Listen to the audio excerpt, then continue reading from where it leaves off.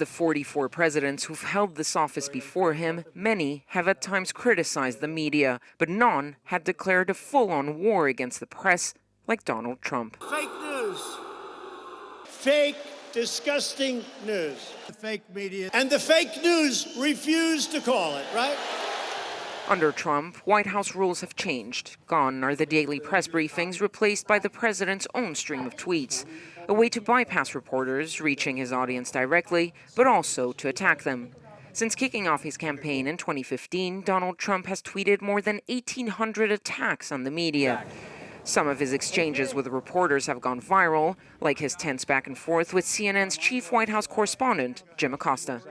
When you report fake news, which CNN does a lot, you are the enemy of the people. Go ahead. The enemy of the people, a tagline that has hit a whole industry. In the U.S., there are about 28,000 TV reporters and about 23,000 more working in print. Like reporters from the Sentinel, a weekly based in Maryland, where editorial meetings often focus on D.C. politics. Democrats have made a pretty strong argument about Trump abusing power and coercing a foreign entity to interfere with the American election. This is where the legendary Bob Woodward started his career before breaking one of the biggest stories in American history, Watergate. In the face of repeated attacks on the press, this local newsroom is fighting disinformation with journalistic rigor. The perception of journalism, I think, is being tarnished a little bit because of the things that Trump says. And if you do your job and you can back what you found, there should be nothing left to say, whether you like that journalist or if you don't agree with their views. That's a personal thing, but the truth is the truth at the end of the day. Local community journalism, that's the grassroots. That's where everything starts. Here at the Sentinel, we make sure that we vet every source. Every time we copy edit, we go through it 3 to 4 times to make sure everything is accurate. Since the 2016 presidential campaign, verbal and even physical attacks on reporters have increased. Last year, 5 employees of the Capitol Gazette were killed by a man who didn't like their coverage of his trial, making it the deadliest attack on the press in American history. When the Capitol Gazette shooting happened, I remember it was later in the day, and a lot of our reporters are on assignment. I was just, you're almost in shock. Like, it becomes so real so quickly. And all I could think of is, all these people just wanted to go to work, and, some of them didn't come home. And just to deliver news, I think it's heartbreaking.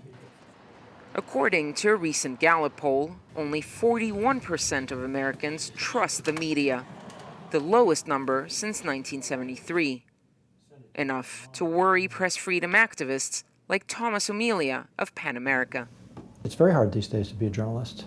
We've never had the kind of systematic, overwhelming denunciation of the media as a profession coming from the highest office in the land. It's also dangerous for our civic culture that people don't have a place to go to get the facts of the day because they're distrustful. And if you're going to go to the newspaper and you don't believe that what they said the president said is accurate, then are you going to believe that the weather report for tomorrow is true either? Or that the score of yesterday's baseball game was accurately reported? Where does the distrust begin and end? In the U.S., freedom of expression is protected by the First Amendment. There's even a museum dedicated to promoting free speech and a free press, though it has just officially closed its doors. For Gene Policinski of the Freedom Forum, Donald Trump's attacks on the press are part of a larger political strategy. He has made himself this story. So I think it's harder to say you shouldn't cover me because you make yourself the story every day by tweeting or... While the president has saturated both local and national news, every attack on the media seems to motivate more reporting and more revelations, the essence of the First Amendment. There'll always be a disagreement over what's permissible to say, what's not permissible to say. So far in our country's history, we have tilted to the side of letting you say it because that empowers other people to speak out against it as well, and we presumably arrive at the right solution. You can't stop an idea and you can't stop journalism with censorship. In 2019, the U.S. dropped 3 places to 48th in the World Press Freedom Index. The impeachment process has only exacerbated the divide between Trump and the media.